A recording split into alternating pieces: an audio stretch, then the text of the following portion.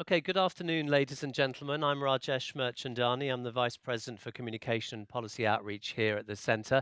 Delighted to see so many of you this afternoon for the launch of this new report on energy access. We're going to be hearing all about it. Let me just set the scene for you a little bit, make you think a little bit about why it's important. So when it comes to development goals, something like infant mortality, it can be quite easily measured, right? A child survives. Great, success. Or school enrollment, how many kids are on the register? It's reasonably easy to quantify. Providing electricity is also another development goal. SDG 7, in fact, ensure access to affordable, reliable, sustainable, and modern energy for all. But what exactly do we mean by modern energy access? How much is enough? Well, the current definition from the UN and used by the World Bank is 500 kilowatts per household rather, per year, or about 100 kilowatt hours per person per year. Let me show you exactly what that means. That's basically enough electricity for my phone. I'm using the flashlight app, but actually one light bulb. That's pretty much what that means. Let's bring the lights back up, Mike. Thank you very much. How's that going to power development? It's pretty tough, right? Today we're launching a report entitled More Than a Light Bulb. I think you can guess what its recommendations are going to be. It's the product of CGD's Working Group on Energy Access Targets, and today we're going to learn about the report's findings and hear from members of the working group. First, though, I want to invite up a very special guest, our keynote speaker this afternoon, the former president of the African Development Bank, now a CGD Distinguished Visiting Fellow, and the Hausa Leader in Residence at Harvard University, Donald Kaberuka, who'll talk about what he calls the 3 A's: affordability, accessibility, availability of energy, and his experiences of trying to provide more of it while at the African Development Bank. Donald, thank you.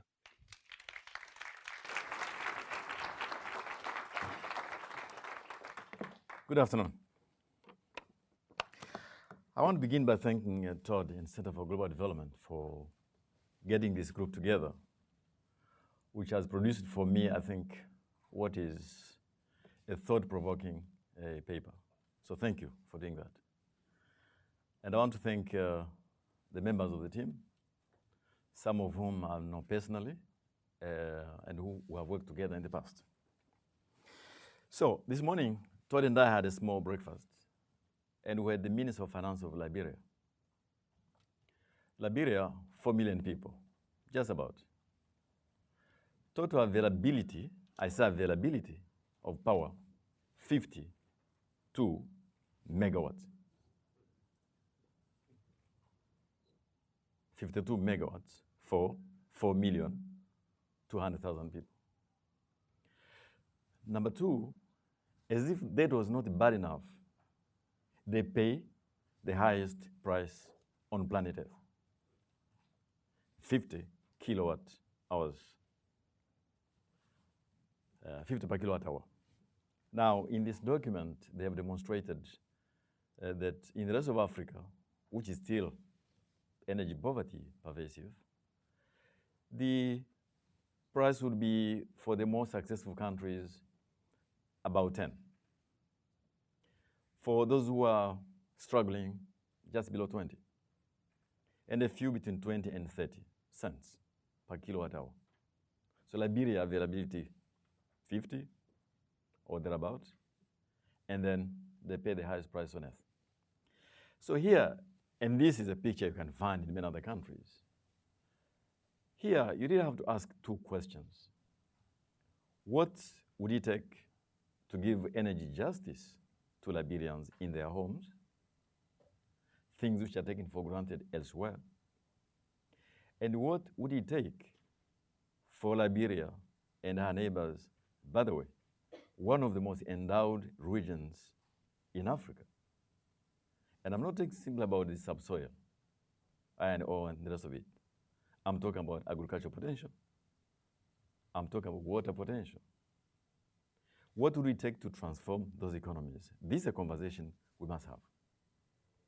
And so as you look at whether this metric we have in the international advocacy arena is the right one, think of the like of Liberia. And as we think of them, Rajesh just mentioned the way we like to look at it in the bank. The first thing was availability of energy. So it is available in the sense that you have the grid, you have the rest of the stuff. But availability is not enough. There's also the issue of access. There are many poor people who see grid passing over them. They see cities lit up, but they have never seen a bulb in their homes. There's an issue of access in rural areas and poor urban areas. The two have to be thought about together. But there's a third element, which is affordability. It's not simply a social objective to make power affordable. It is that some governments, in trying to resolve that issue of affordability, undermine availability by tariff policies, institutional arrangements, which undermine the balance sheet of national off-takers, and therefore independent power producers are not able to invest. So how do we handle affordability? There have to be a way of making energy accessible to poor homes, a reasonable subsidy policy which is targeted, but not undermining the long-term investment potential for power. And lastly, sustainability. So affordability, access, availability, access, affordability, sustainability. Now, on this issue, you know more than I. There are fundamentalist views. There are much more pragmatic views of what that means for different parts of the world. But I think for Liberia and the like, it's not even an issue of green versus non-green. That part of Africa has the biggest water towers in the whole of West Africa. All the rivers of West Africa come from Guinea, Liberia, that region. So if it is to develop hydro, they have plenty of it. So why has it not happened? I can see Bob Pittman is here, who was our VP for energy. So I will leave him the practical issues around the Gibe and many other dams. In my experience, from thinking about a dam, conceiving of it, and actually getting the first mega electricity, you are close to 7, 8 years. You are close to 7 to 8 years. Now, when I'm asked, well, is this because these institutions are inefficient? No, it is because they self-censor. They know the kind of answers they have to provide to different concerns, social concerns, environmental concerns. And so there's so many gates to cross before you come to that first mega. And by the way, on the rough ballpark, a mega would be worth $2.5 million. So you come back to issue of affordability. So hydro itself is not necessarily leading to affordability access by the poor people. Third issue we want to consider here is that, at least the way we look at in the bank, it is not possible for every country to look for energy independence from their own sources. It is simply not possible. We have 54 countries with different possibilities. So our approach was to try and create regional energy markets, because some countries have potential, others don't, but how do you get them to work together? So in the case of the Horn of Africa, for example, if I recall, Bobby, correct me, we were not able to do the dams in Ethiopia for reasons you can imagine. But the Ethiopians were determined they did their own way. But we then agreed to fund the transmission lines to Kenya and I think to Djibouti. So thereby creating a sweet spot between those prepared to invest in the dams and international organizations to create this energy market. Now, far too often, what does undermine the energy market, again, are the institutions, the policy frameworks, as countries struggle to resolve issues of affordability and access. Now, my last point is about how much is enough, coming back to Liberia. In these documents, you will see a confirmation of what the president of Uganda likes to speak about, often quoting the Bolsheviks, apparently who is to say that communism is socialism plus energy. You could say that for any system, for that matter. So the average availability, I say availability, and it's an average, which means there could not be power in the city only, would be in 3 figures, around 100 units. Again, this study confirms what we know, that in many of the middle-income countries, Mexico, Spain, the rest of them, it would be in 3 figures, maybe 3,000, 4,000, what about? In the rich countries like the US, you are in 4 figures, 15,000 or thereabouts. So as you think about what should be our aim, if the aim is economic transformation, not simply lighting up rooms, if the aim is transformation,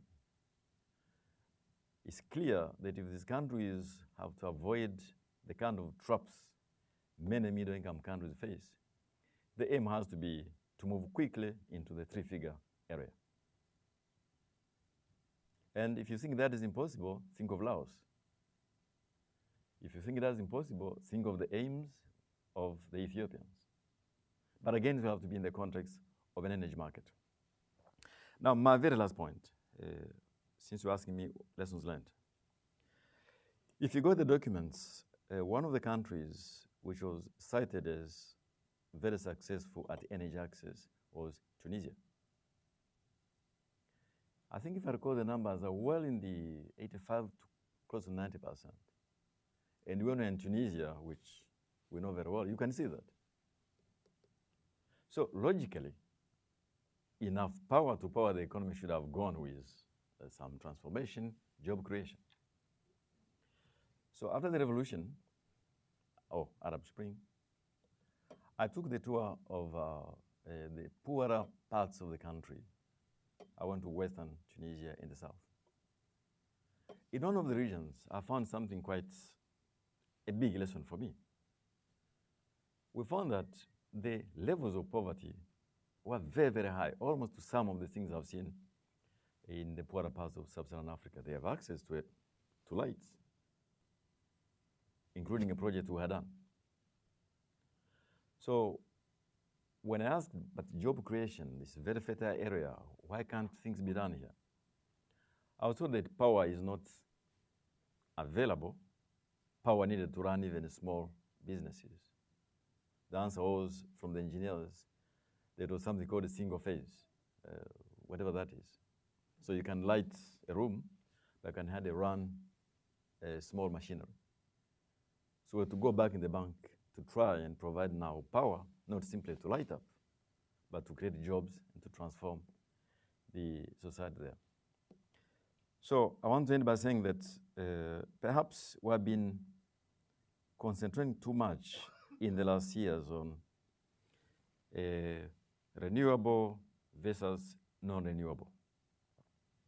This debate will go on forever.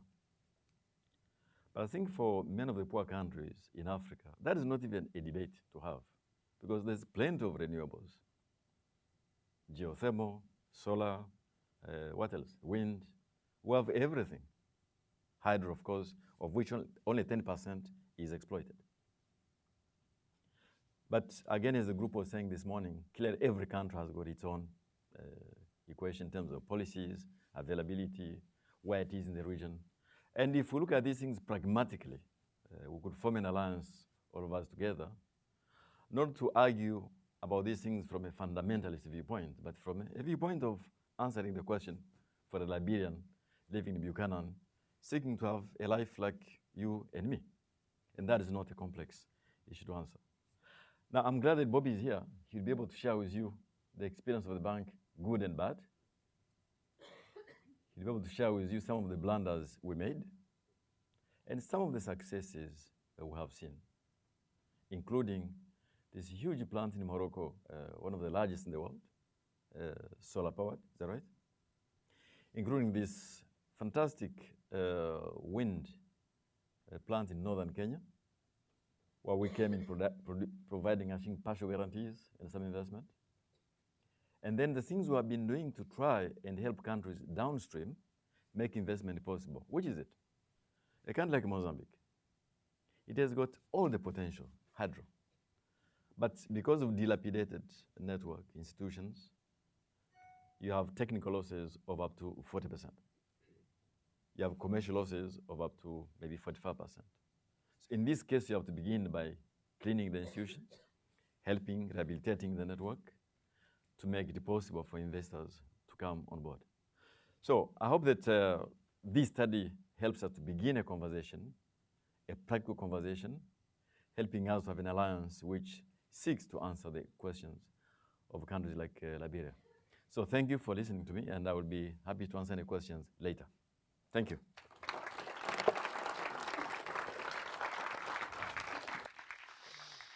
Thanks very much, Donald. Let me just point you all to the materials on your chairs.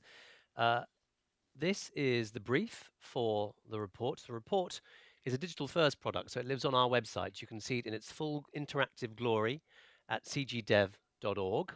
If you want to live in the 20th century and insist on reading a paper product, then you have a copy of the brief as well. Take that with you. This is a little fridge magnet that we created for you to take away as well, because we wanted to emphasize the point, as Todd has done many times before, about the disparity in energy use between people in different countries. It makes the point that the same amount of energy that's used by one American fridge is what 9 Ethiopians have to use in 1 year. So put that on your fridge and keep it there every time you open the fridge, and leave it open so you know to shut the door every time you use it, as we all do all the time. I'm going to invite Todd Moss up to run us through the report in a few minutes, but first I want you to take a look at this little video that we had made that will give you a little idea of what the problem is.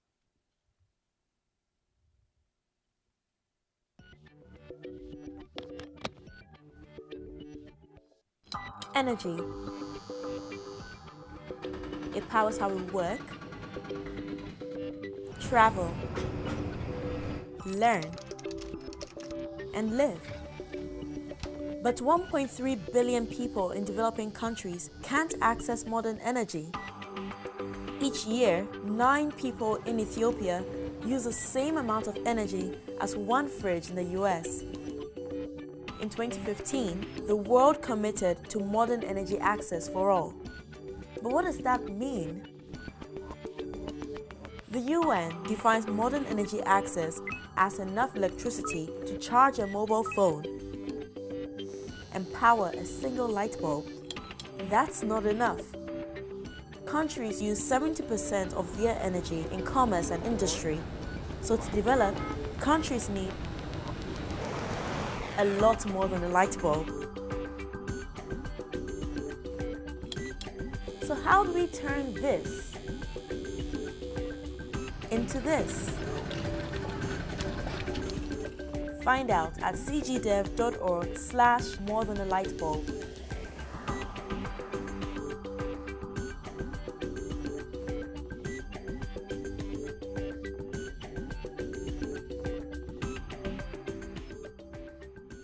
Okay, that's the problem.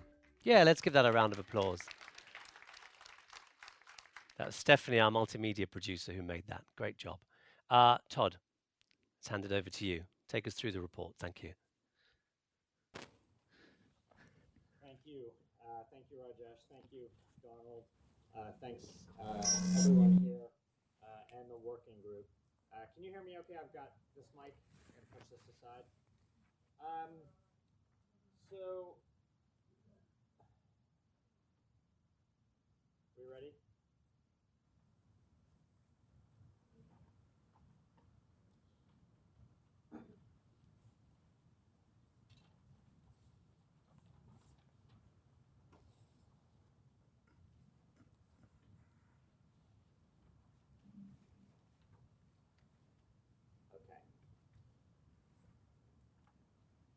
Okay. So thanks very much. I'm really thrilled to be here today. This is the culmination of about a year's work A lot of the people responsible for this are here in the room. All right, so we've heard a bit about, Mike, okay, about what the problem is. Well, let's start with the good news. The good news is that energy is finally on the development agenda in a big way. We've got SDG 7, which calls for modern energy access for all. And really, the international response to this has been pretty dramatic. Nearly every major development agency has launched some kind of energy-related effort. We'll hear later from folks from the U.S. Presidential Initiative Power Africa, but there are lots of efforts underway to do this. And I really first became aware of the problem from a little 6-page paper by Morgan Bazilian and Roger Pilkey. Morgan's at the World Bank now, Roger's at the University of Colorado. And they wrote this nice little paper, Making Energy Access Meaningful, which argued that the current way we measure energy access actually wasn't meaningful. It was just too small. So I thought this was a good inspiration for a CGD working group. We convened over about a year to grapple with these questions. Are we measuring energy access sufficiently? Are we setting reasonable targets for ourselves, for poor countries, for poor people? And is a single binary definition of energy access good enough? And if not, what else might be better? So we had a really amazing group of people from universities, from private companies investing in energy around the world, from the multilateral development banks, from think tanks. We had someone from the African Union. We had representatives from the One Campaign. I'm really grateful to my co-chair for this working group, Mimi Alamayu, who many of you know. She's now with Black Rhino, investing in African power projects. Unfortunately, she's in Nigeria today and couldn't be with us. Formerly from OPIC and the African Development Bank. She's a great co-chair. And we really had a very rich discussion about an array of difficult and complex issues. Energy and electrification in particular is just much more complicated once you start digging into it than I certainly imagined. So from those discussions, we had a few big takeaways. The first is that 100 kilowatt hours is really, there's nothing really very magical about it. It's a nice round number, but it's really the first step at best. It's not really an aspirational goal, and it's not an endpoint in any meaningful sense. The second big takeaway was that lights are nice, but that the real development benefits from expanding access to electricity and other forms of energy come as you move up the energy ladder, when you start getting access to refrigerators, fans, radios, to not just one bulb, but on-demand 24/7 lighting whenever you need it, televisions, modern communications, modern computers, and really one of the most important appliances ever invented, which uses a huge amount of energy, which is air conditioning. And if expanded energy access is going to support development and transformational change in developing countries, that it needs to be also at these higher levels. The third big finding, which you heard a little bit about in the video, is that actually 70%, in a typical country, 70% of the electricity is used not in homes, but in industry and commerce. These are pictures from Tema, an industrial zone in Ghana. And it's really the majority of energy for economic growth is going to be used in those environments rather than in people's homes. And indeed, the energy needs in a lot of places and the expectations of expanded energy in a lot of countries is really about job creation, it's about economic growth, and it's about building modern energy systems to power economies to compete in the global marketplace. And here's just a very simple correlation between average income and average energy consumption. I'll come back to this in a bit. So what did the group the point of a working group is to deliberate and debate and dig into data, but also in the end to come up with some very specific recommendations. I actually think we tried to be very modest in these recommendations, but what did we come up with? The first is that we really need to rename the current definition for what it is. 100 kilowatt hours is not modern energy access. It's an extreme energy poverty line. Just like we do for income, it's very useful to have a measurement of a bare minimum income as a starting point, but $1.25 a day or $1.90 a day is not access to income, and we celebrate. It's an extreme poverty line. And 100 kilowatt hours per person per year, or half that if you live in a rural area, is not access to modern energy. It's an extreme energy poverty line. Second recommendation is, just as we measure and track income progress by estimating what it means to be not just not poor, but into the middle class, we think we should do the same for energy. So let's measure the people above energy consumption thresholds with baskets of early adoption. We should do the same for energy with baskets of early adoption appliances. Let's measure people. What are the typical kinds of appliances that people tend to get once they have access to electricity? And then again, so what would basic energy access look like above an energy poverty line? And then again, what would truly modern energy access, which would include the ability to run a full suite of appliances that are part of what we would normally consider a modern life, and which those of us that live in very wealthy, high energy economies take for granted as completely normal. So we settled on 300 kilowatt hours per person per year for basic and 1,500 for truly modern. The third recommendation that we had is that we wanted to go beyond just these household energy consumption, and that just as we categorize countries by income, in part to give governments national targets, we categorize countries by energy as well. So this was that same figure you saw before, but we could categorize countries by total national consumption per capita, and we suggested lines of 300, 1,000, and 5,000 here. So you can see they're color-coded by what categories countries would fit in. Now, I promised Rajesh I wouldn't get too wonky about this, but I want to just say these aren't entirely arbitrary. We used a few data points to try to come up with rough orders of magnitude of what different levels might look like. Around 4,000 to 5,000 kilowatt hours per person per year, somewhere in that zone, is about the level that most of the academic statistical analyses and estimates have found is a real tipping point for human and economic benefits. That it's very steep benefits, and then it starts to flatten out a bit at around 4,500, something like that. There's a summary of the best academic studies. Actually, there's some in there that I don't actually like that much, but there's a summary of the academic studies in an annex in the report if you're interested in that. And then we also picked these numbers as the thresholds to stay consistent with the household targets that we proposed, so that we're keeping with the rough 70-30 split between household and non-household use. I don't know if that makes sense, but I hope it does.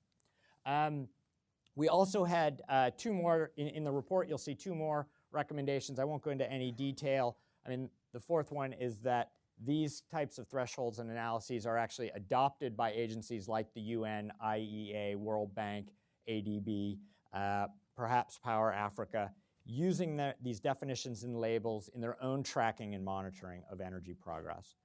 And then the last recommendation, and this is something that will be very familiar for those of you who attend other events in this very room, we call for more investment in data collection, including utilizing new technology to better understand energy gaps, how people actually use energy, and especially information that would be valuable for efficiently targeting new energy investments.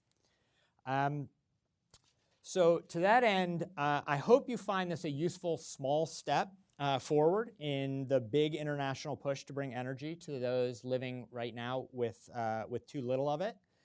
Precision was not our point, but if targets and definitions and labels, if these things matter, and we think they do, then what energy access actually means should be aligned with the aspirations of people, the objectives of governments, as they try to build modern economies that are going to be globally competitive and create economic opportunities for their people. So I hope you'll help spread the word about energy access, and I hope that you'll share our goal to make energy access about more than just a light bulb. Thank you.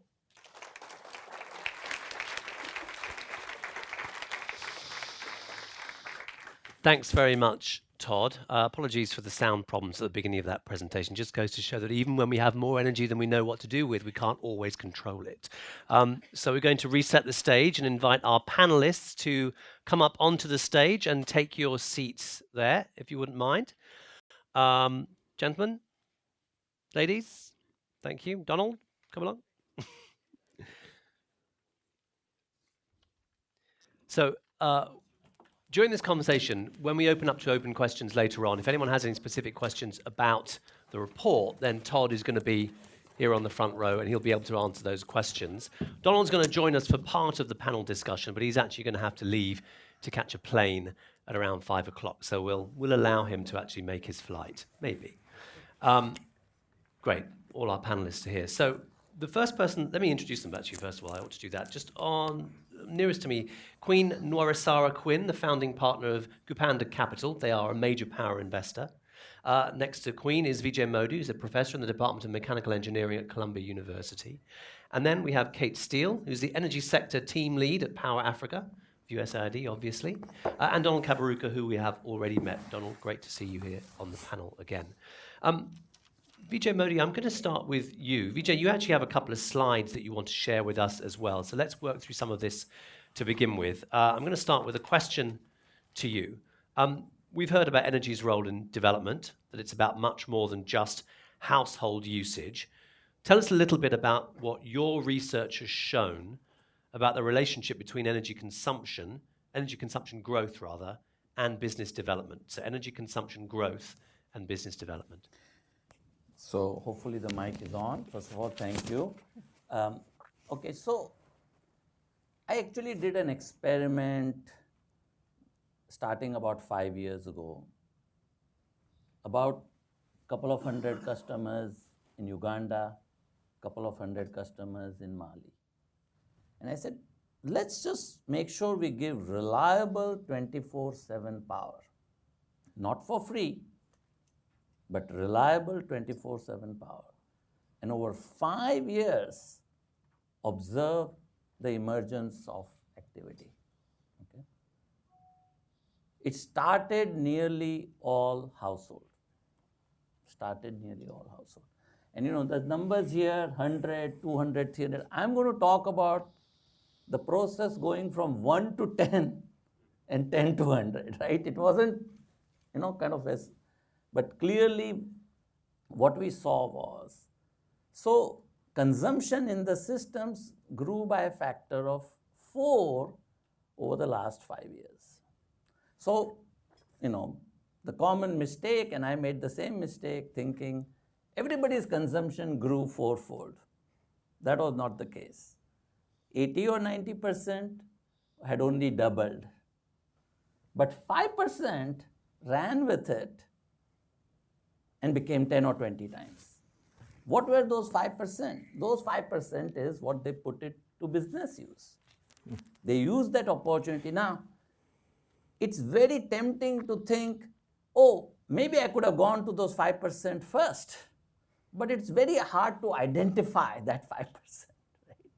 They were all households. They were all looking, right? So the research showed that if you gave electricity, not free again, and in fact it was pretty expensive because it was from solar and batteries, so it really could only allow limited growth in activity. But even at that scale, it showed that there are people who appreciated, first of all, a few characteristics, And I want to show a slide if I can, the next slide. So these are, these are the kind of systems they were. Forget all the pictures, but focus on the growth. The growth picture, they started at $2.50 per connection per month. Last year, we were up to $10 per connection per month. Okay, so that just shows that the willingness is there, the ability is there to actually pay for it, but the key was reliable 24/7 power. And my definition of access, if I can take a minute, is you want to use power when you want to use it, in the amount you want to use it, right? And only pay for what you use, not have to pay for other stuff. So if you can meet those criterion, even the poor are willing to pay for it. They don't want it, so I think that's, if I can take a couple of more minutes to show one more slide, right? And so these were small grids with batteries. They allow you to go from 1 unit to 10, but they can't take you from 10 to 100, okay? They're just too expensive a bit of power. So thanks to Powering Agriculture program of USAID, I tried a different thing. I said, can I get to 40, 50 cents a unit? Still not 10 or 30, okay? But it had to be, I didn't want to do it in a model that was not replicable. So I insisted that we do it in a way it was replicable. So in Senegal, we installed a bunch of solar pumps, powered pumps, which were shared across farmers. Why shared? To keep the utilization high, which is what a grid does, right? If you just have your own car at home, just for yourself, the utilization is low, but the grid ensures high utilization across others. And we saw that within 2 farming seasons, the utilization was maxing out. Everybody was using it and paying for it.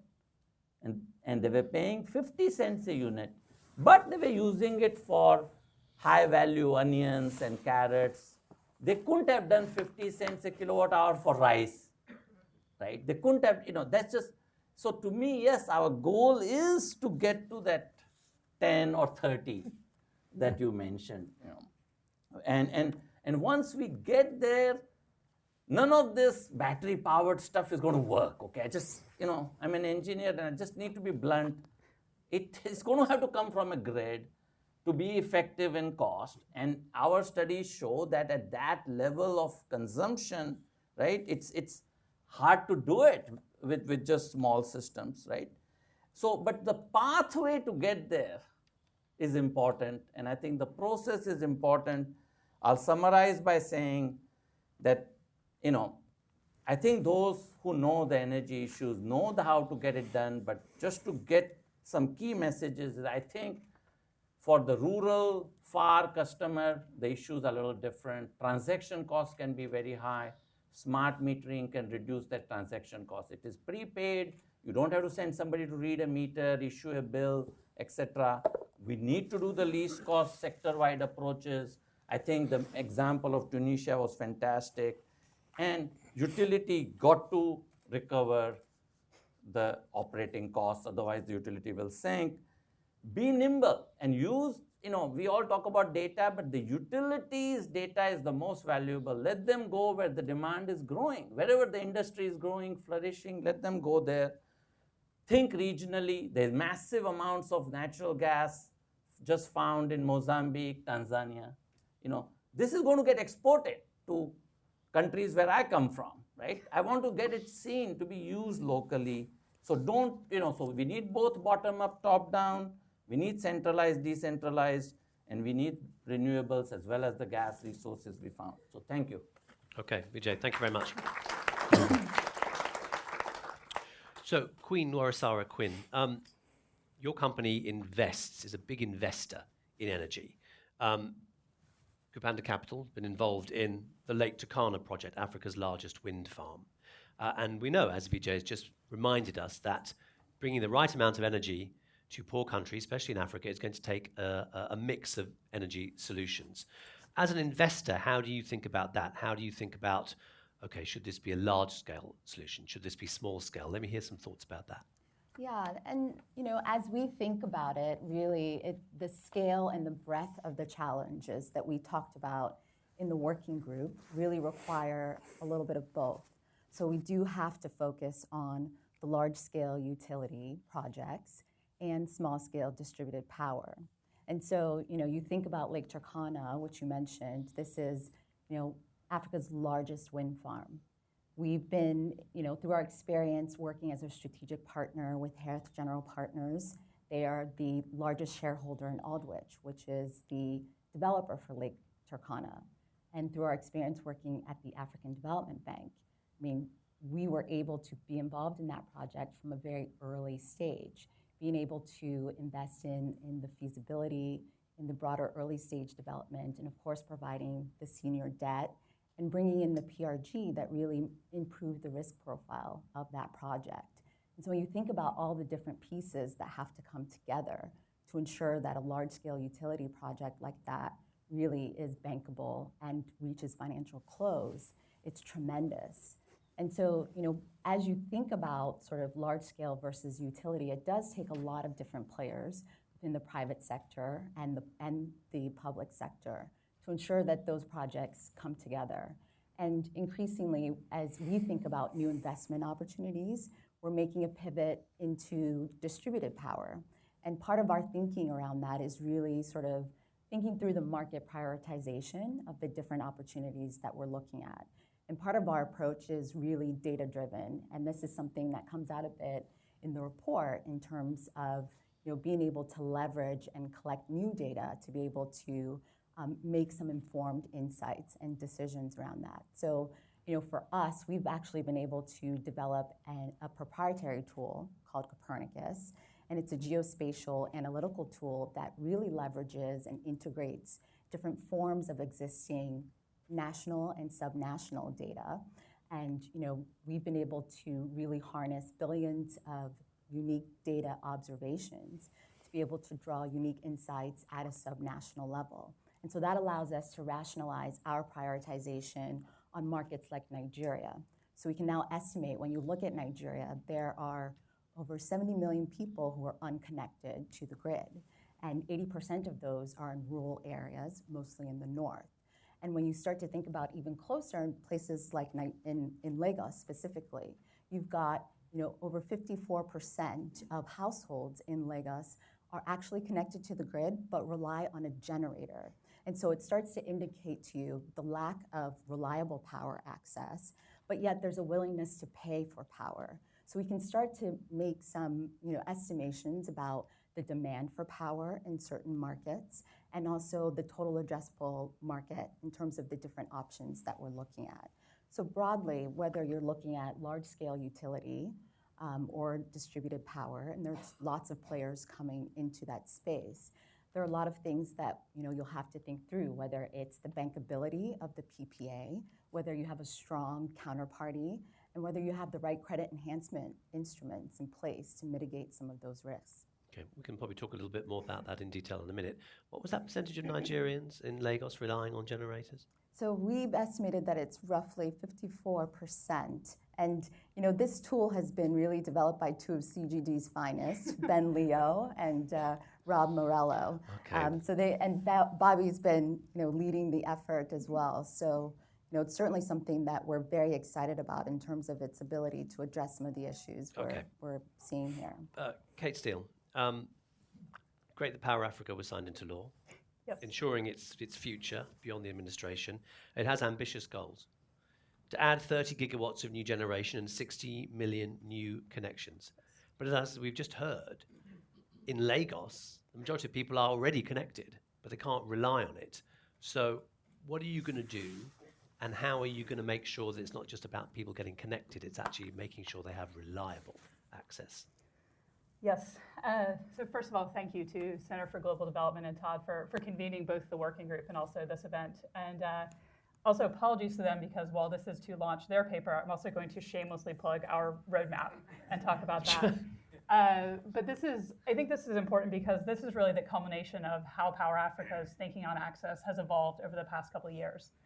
You can find it online on our website. Highly recommend you look at it.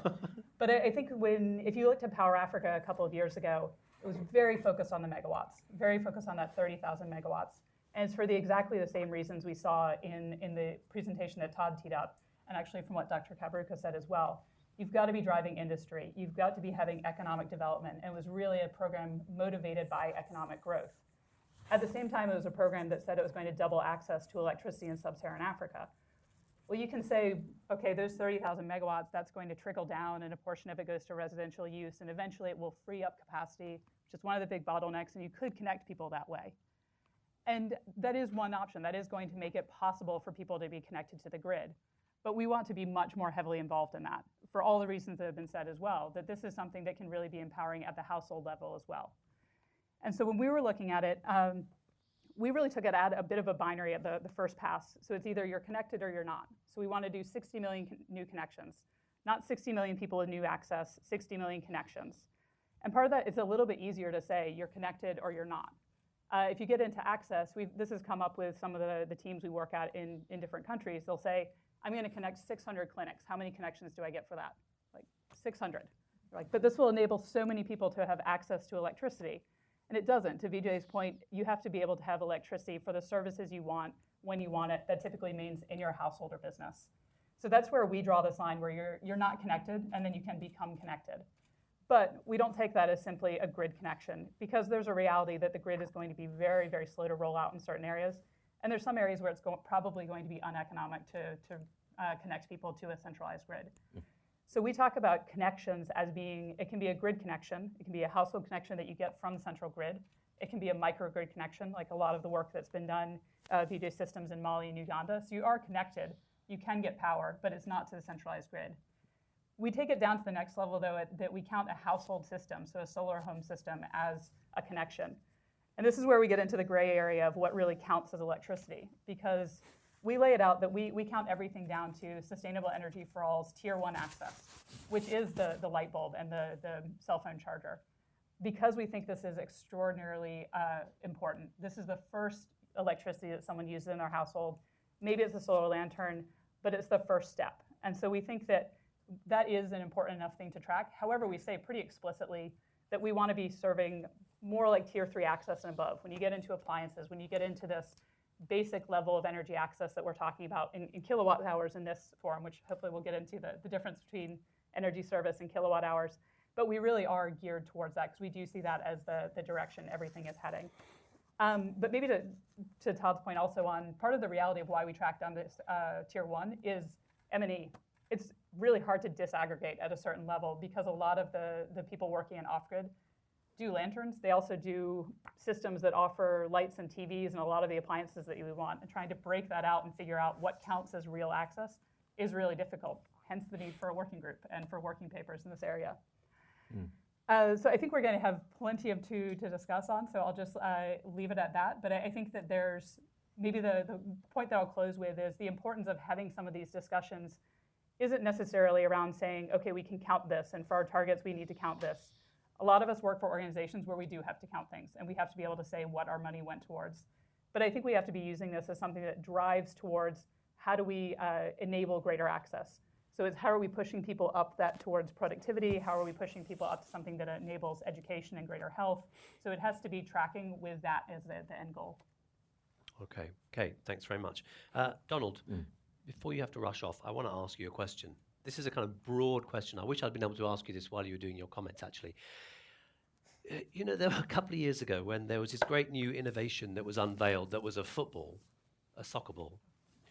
And you'd kick it around, and it would generate electricity, and people could power their lights off a soccer ball, the kinetic energy. Do you remember this? Yes, I was there. You were there? Okay, maybe you're not But I don't know much about this. Maybe you're not the right person to ask about this. But when that is things like that are held up as viable solutions for the energy problems that Africa faces, how does that make you feel?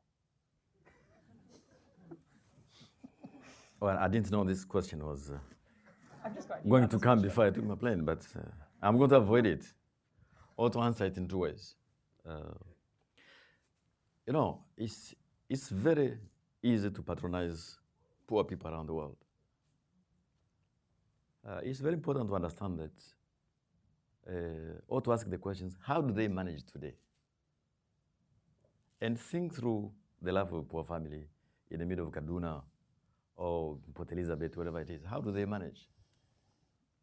And one of the things I found in the bank was that for urban people, this $1 a day is meaningless because the biggest cost item for them is buying charcoal. So they manage by doing things which people here are doing maybe 2 centuries ago, I suppose. So what do the Africans want? They want what Mexicans have, Spanish have, Germans have. The issue is how we get there. So any solution which provides energy for households and for transformation is welcome. Might be a football, I don't know, or might be an investment of the kind we're heading here. But perhaps to raise this conversation a bit higher, I was just checking on Tunisia's numbers I mentioned to you. I confirmed that access is 98% in Tunisia. In the rural areas, it is 88%. Those are the numbers. But I've just told you that in the rural areas of that country, they did not have enough power to transform, to create jobs. So they had light. We had done very well. But what they needed was to create jobs so that those young Tunisians don't end up in the streets. So we're looking for things that enable the continent to transform quickly. We're not looking for small is beautiful. Sometimes it is. But we're looking for ways to get INGA going. We're looking for ways to get these energy markets functioning, to clean the policy space, so that we don't have to take another 25 years to get to the kind of things people are mentioning here. And I do believe that this study, modest as it is, shows that the link between economic transformation and availability of power. So I have not answered your football question, but I was there. I might even be in the photo. But I don't know whether the football is the answer. I think the answer is INGA. The answer is the kind of things Queen and two colleagues here are saying. Thank you very much. I'll have to go. You have to go. I hope I haven't scared you off. Let's give him a round of applause. Thank you, Donald. Don't leave with our microphone on. We'll be able to hear you cursing me all the way to the airport. Todd, I'm going to ask you if you'll step up and take Donald's place. I have a couple of questions about the report that I want to ask you. I think you actually gave a really good response there.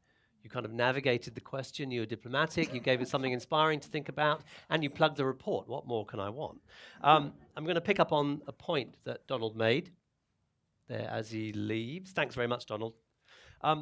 He talked about if you ask Africans what they want the same kind of energy access as people in rich countries, people in Europe. I also want to know about what African governments are saying, panelists, about what they want in terms of the right type of power infrastructure they want. Is it small or big? Is it on-grid, off-grid? Is it fossil fuels or is it renewables?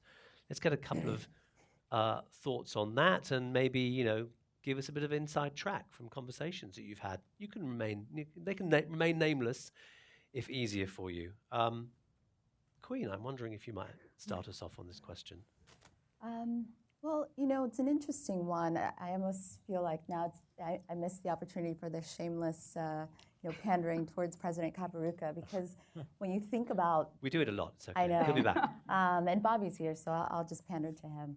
But thinking, back to our time at the ADB and the kind of strategic focus that it takes to really get a sense of what countries' priorities are. When you look at doing a project like Lake Turkana or Zura, where countries have decided this is something that's important to them, whether it's privatization in Nigeria, working on large-scale utility, there is a degree of focus, strategic focus. And the bank really was able to harness that and take in the perspectives of countries to be able to position itself as an infrastructure bank, devoting roughly $1 billion annually towards energy investment and infrastructure investment.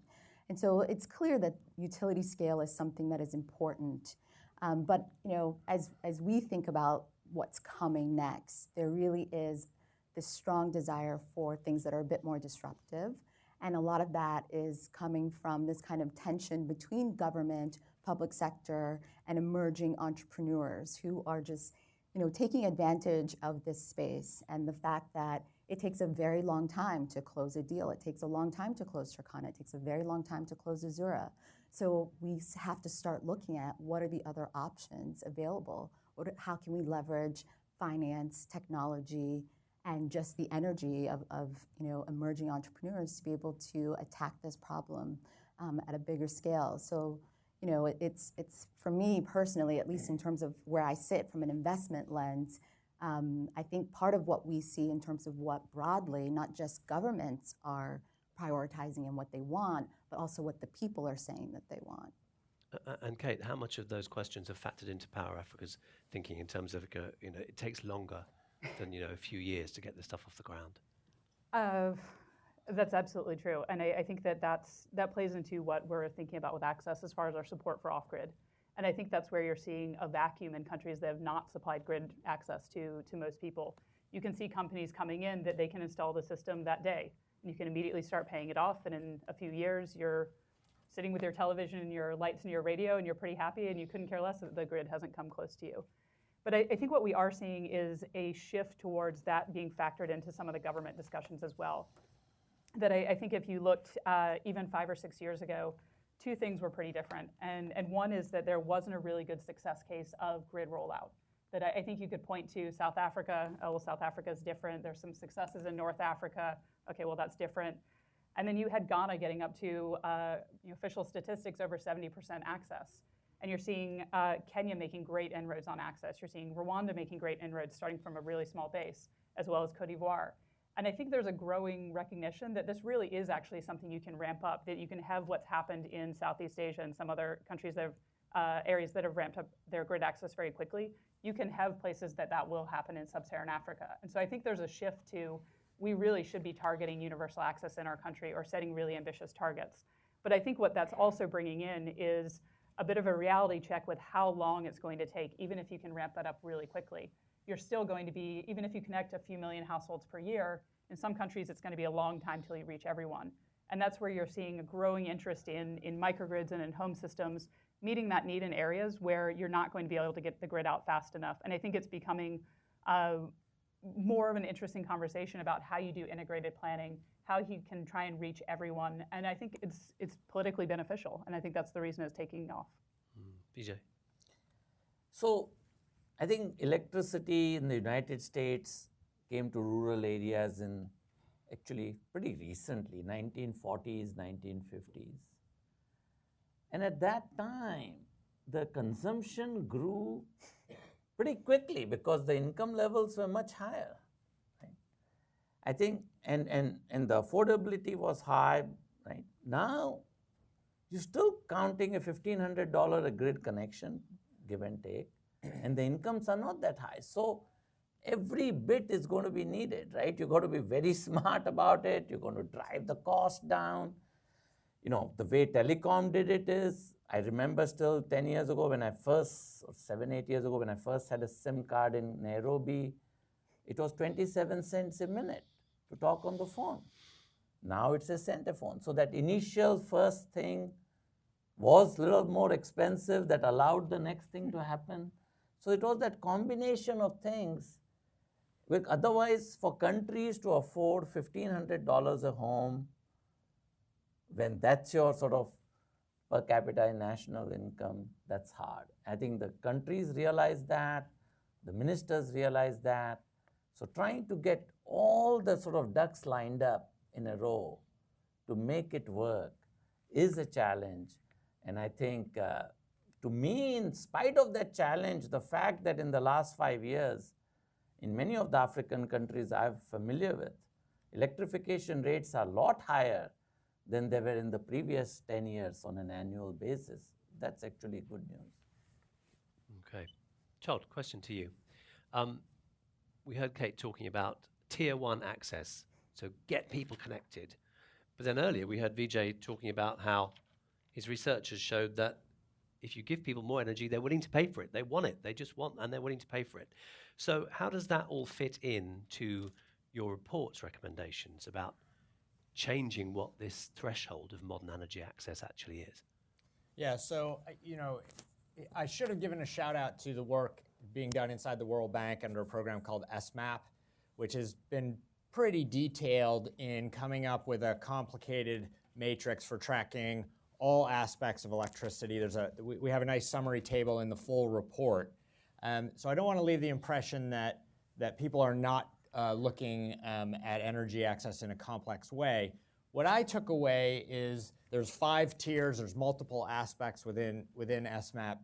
I just thought that we have something like the SDG 7, which says everyone should get access to modern energy. That's a very powerful thing. It seemed that once you dug down to what we're actually tracking, that it was actually pretty unsatisfactory. On the other end, we had the World Bank doing a very excellent analytical work. But I don't think we would have an SDG 7 that says we want countries to go from SMAP Tier 3 to SMAP Tier 5 within 15 years. That just doesn't have any, I don't think the One campaign is going to get fired up about that. So we were trying to say, look, if we're going to call for everyone to have access to modern energy, let's be honest about what modern energy is about. We can have a plan to get rid of extreme energy poverty. But we also, if we're committed to bringing modern energy access to everyone, then we should try to have a system for tracking that in a more open, transparent way. So. Okay, let's open up to some questions from the audience. What I'll do, we've got microphones going around.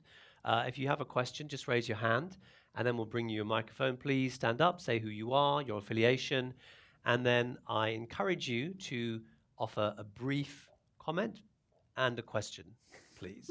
Let's have no long statements, if we may. We have 2 over here, I think. Lady, and then the gentleman behind her as well. Start with you 2. I'll take 2 or 3 questions together. Hi, Emmy Simmons from the Partnership to End Hunger and Poverty in Africa. And I have a question about the alignment of energy strategic planning and urban strategic planning. Because we talked a little bit about households, we talked a little bit about industries, but there wasn't much discussion of urban infrastructure and the need, for example, for increasing population density and the need to power things like elevators or lifts. And also the issue of mass transit and the possibility of electricity-based mass transit and trolleys and that sort of thing. Have you taken that into account, or have you looked at that as kind of beyond the connection question and much more leaning toward the transformation, but a geographic transformation rather than an industrial transformation? Okay, and then just pass it to the man behind you, please. Terry Hill with the Emerge Alliance. I'm wondering what role direct current microgrids and direct current appliances will play in the distribution grid in the developing world. Okay, let's get some responses to that second question first. We'd like to take that on first. I'm happy to. I think they're both. I'm feeling they're both coming to you, actually, Kate. I was going to jump in when Todd was talking about the different tracking frameworks, because I think this gets exactly to your point about the DC highly efficient appliances, because one of the challenges with trying to track everything with kilowatt hours is it's a moving target. That if we look at what 60 watts could power a while ago, it was a light bulb. It really was just a light bulb. At this point, with highly efficient appliances, you can be powering a TV, a radio, multiple lamps, not light bulbs, from LEDs, and you can really have a good household system. And we're seeing quite a bit of work going into those highly efficient appliances, both at a market driving level. So one of the Power Africa partners is Department of Energy. They have a program, the Global Lighting and Energy Access Partnership, which has recently produced a report, another great one to look at, looking at the market for off-grid appliances. And I think it's also coming from the companies, because these are the people who are really on the ground at the customer level, hearing what people want to be using. And it is, they want to have appliances. They don't want to be just using a light bulb and cell phone charging. They want radios, but to squeeze that into a power constrained system, it needs to be really efficient. Same thing with TVs, same thing with fans, same thing with refrigerators, with everything that's coming after that. And I think to your question about DC versus AC, if you're looking at a solar system with batteries, converting that to AC and then back to DC to power LEDs is extraordinarily inefficient. So I think most of the innovation in this is exclusively around DC. And I think you will start seeing that coming into back into some of the larger grid appliances that people use, the high efficiency. Today's power electronics is relatively easy to be using those on our grids as well. So I think we're seeing a lot of innovation in that area. Todd. So, I mean, I think Kate makes a very important point that none of us actually care how much electricity we consume. You probably don't even know. In fact, this whole work that I got interested in started with looking at energy data, and then I was buying a fridge, and for the first time in my entire life, I paid attention to the Energy Star tags. But I'll bet most of you don't know how much energy your household consumes, and you don't know because you don't care. But what you do know is that your fridge is on all the time, and if it's not, your family's in panic. And so the idea is that we want energy services. We don't care about the electricity. And absolutely, we're going to see huge efficiency gains in all kinds of appliances, especially as the off-grid, low-energy market grows and people become a little bit wealthier and they want to have appliances. I have no doubt about that. I don't think we're quite there yet. And then to get to a point, Kaberuka mentioned the word transformation a lot. I don't think that efficiency gains, no matter how startling and wonderful they might be, that we're going to be able to run an aluminum smelter on a rooftop solar kit in our lifetime. And that means that we're still, it will change, absolutely, but if we want to have industrial zones, if Tema, Ghana, is going to create thousands of jobs, Tema is still going to need boring, old, somewhat dirty, kind of old school, unsexy electricity. And that's what the Ghana government plans to do. And I think that Vijay actually made a reference to something super important, which is that these natural gas fields are being developed in Africa. And the question is not if it's going to stay in the ground. I mean, it might now because of the price, but there'll be a little delay. The question is Africa's natural gas going to be exported to Asia, or is all of it going to be exported to Asia, or is some of it going to be used for domestic electricity production? And I think most people would agree, certainly all African governments would agree, that it's untenable to export all of it to Asia and not have some domestic production. And for policy community like at OPIC or USAID, World Bank, African Development Bank, that's actually a very, very important role and question for them. So I'll give you an example to address the first question of the urban. India is not always a model when it comes to energy, but in one particular area, they realize very quickly is a lot of people in urban areas cook with what is propane, but it was distributed in cylinders that have to go around, right? And if that supply chain of propane is a byproduct of refining. So if that supply chain is to go further, deeper to rural areas, it wouldn't have worked. So they started to move some cities to natural gas, piped natural gas like we have in New York and DC, different from propane, right? But that would not have worked if that was just for domestic use, because they don't have the heating needs that we do. So when you think together that cooking, urban transportation, they moved to compressed natural gas. It was a little bit more efficient on capex than electric vehicle. So when you so we looked at for Africa, all the way from Ethiopia down to South Africa, so east and south. If you combine the need for transport fuel in urban areas, cooking fuel in urban areas, it's kind of expensive to distribute natural gas in rural right away.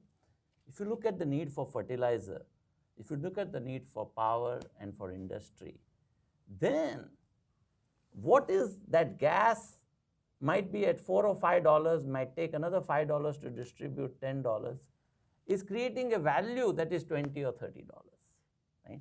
So I think this idea of aggregation, now the challenge is to really exploit it at scale, like India or China might do, you need to think regionally. The countries are pretty small, right? You've got 10, 15 countries, right? So if you can think regionally, and I wish Dr. Kaberuka was here, this is the kind of stuff that bringing leaders together and saying, look, you got a resource which people are willing to pay for, and you can develop and distribute. So that was my thought on urban thinking.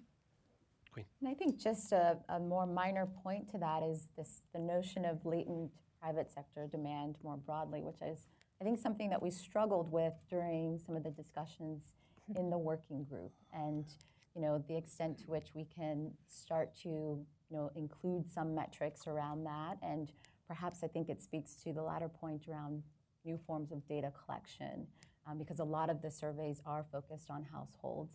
And then we have to do a little bit of backing out to understand a bit more about what the broader private sector demand might be. And I think it speaks a little bit to part of what you're teasing out in that question, which is an important one.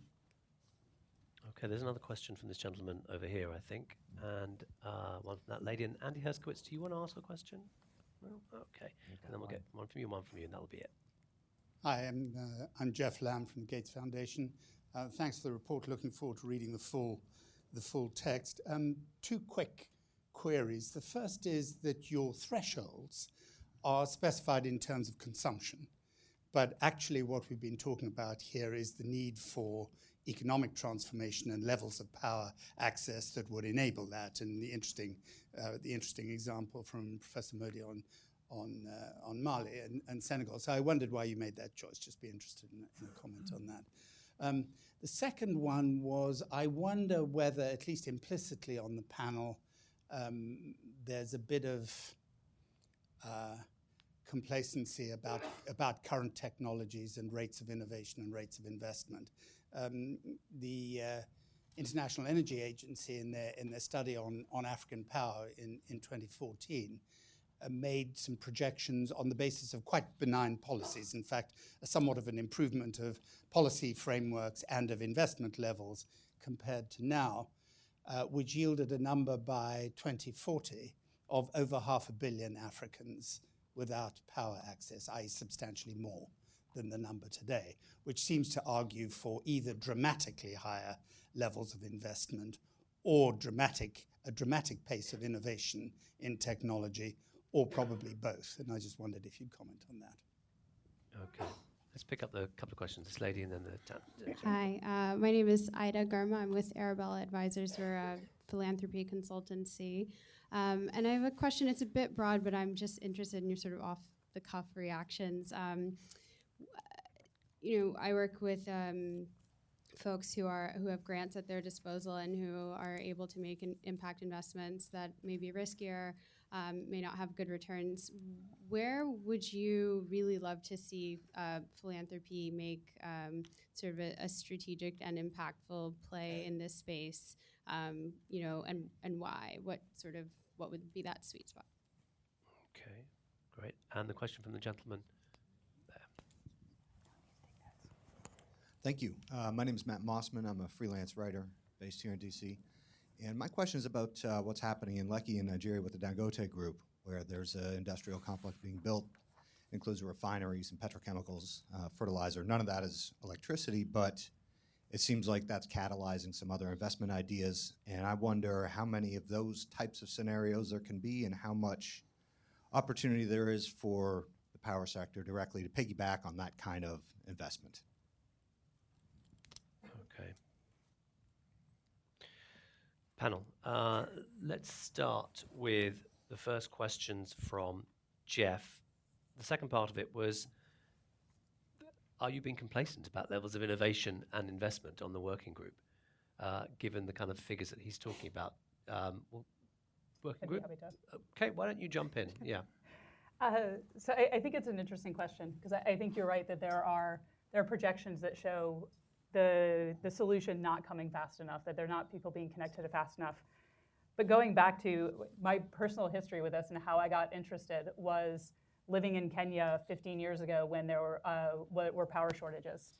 And I was straight out of engineering degree and was looking around and started looking into the access numbers and wondered, this isn't that hard, technically. If you look at countries around the world, they've provided universal access with populations that are equally rural, if to Vijay's point about when the US did this, when a lot of Europe did it.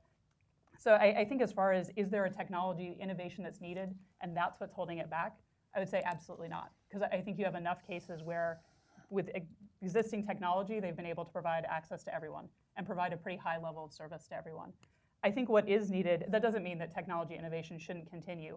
I mean, advances in LEDs and power electronics and solar and all sorts of renewables and the technology that goes with that have absolutely enabled grids to be cleaner, more reliable, hopefully lower cost and much more productive in the future. But I think you could scale out with existing technology. And what's really needed is that scale.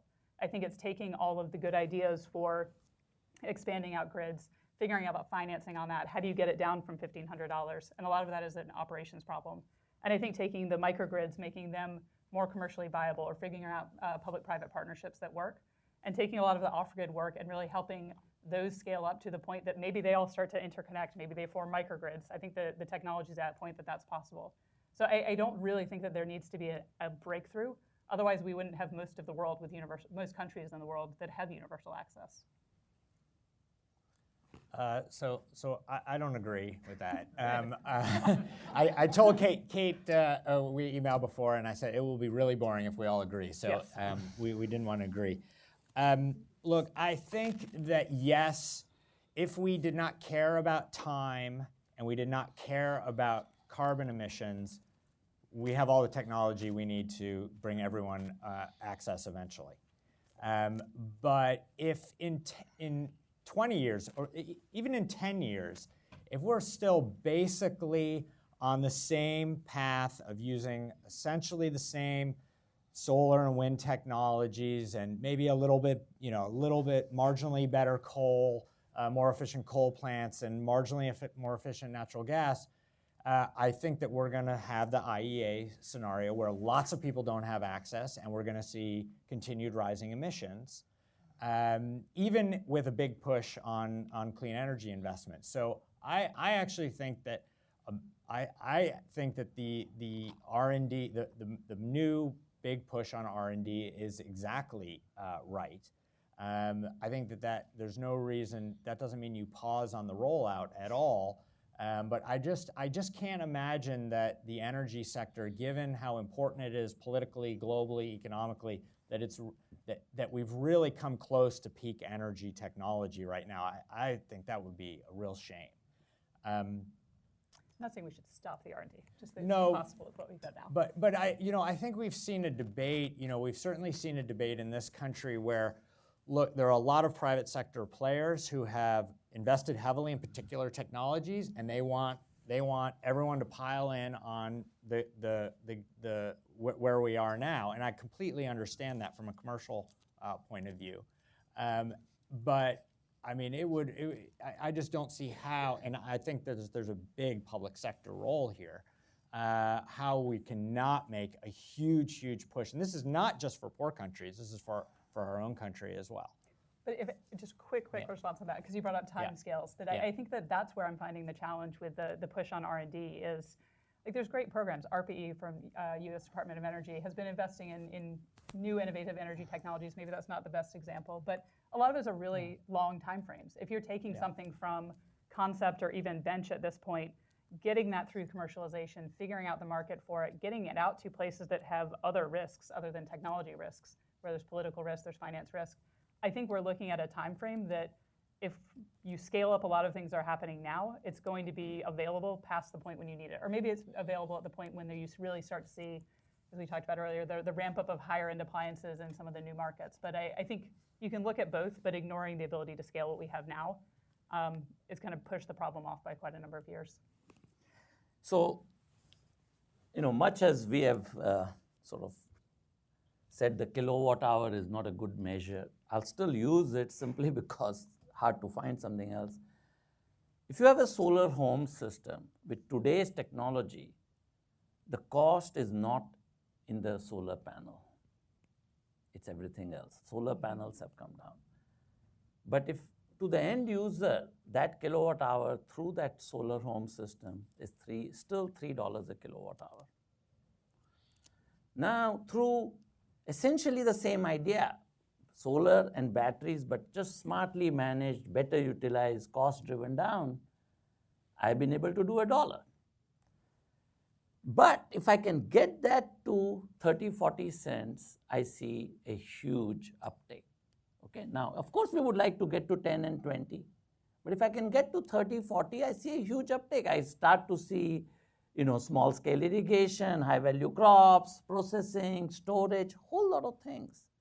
And to me, if I was to put it bluntly, if somebody could sell me a lithium-ion battery either at the price point of lead acid or a lead acid battery that is guaranteed to have a performance of lithium-ion, I could get there, right? So it's, tantalizing to see that we are, and I've just given two kind of sort of, to make it simple, examples. But to your question, if we could have commercial products, Elon Musk promises to deliver at $350 a kilowatt hour. He's a little bit stepped back from it. But if we can get to that $200 a kilowatt hour for the lithium ion, it could be disruptive for getting millions without worrying about, to at least this pre-electrification phase where they can have some good access, without all the system level constraints that grid faces, which are not just technical, which are political, which are tariff related, which are, the fact that there is a parastatal that is a monopoly. There are a lot of issues buried in that system level issues of the grid that we could perhaps bypass. And some of the innovations that would come out of it, such as smart, low-cost prepaid meters, would be beneficial to the utility and the grid as well. So that's my take on innovation.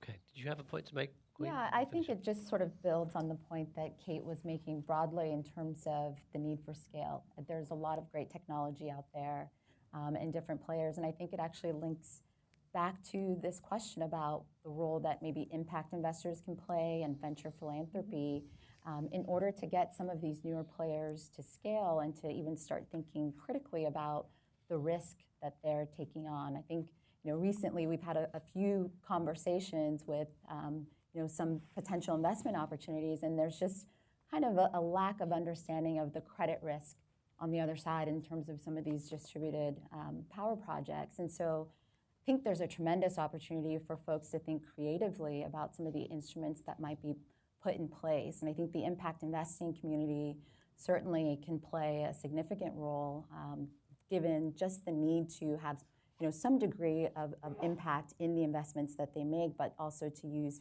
financing in a creative way at whether it's in a rural environment or an urban environment, and then scale that broadly throughout the region. Thank you for responding to that young lady's question, because I wasn't sure we were going to get to it, because we have run out of time. Apologies for the questions we didn't get to. We have got a small reception, candle lit, not wasting power, for you to join in on. And the panelists and Todd will be around if you want to ask them further questions. I just want to plug something going on tomorrow. We've heard a little bit about the importance of more and better data. Tomorrow morning here at CGD, we'll be holding an event on transparency and development. The UNDP Administrator Helen Clark will be giving keynote remarks at that, and we'll be revealing with our friends at Publish What You Fund which agencies have come out top on its 2016 Aid Transparency Index. That's here tomorrow. For now, let me please invite you to give a warm thank you to our panelists. Thank you.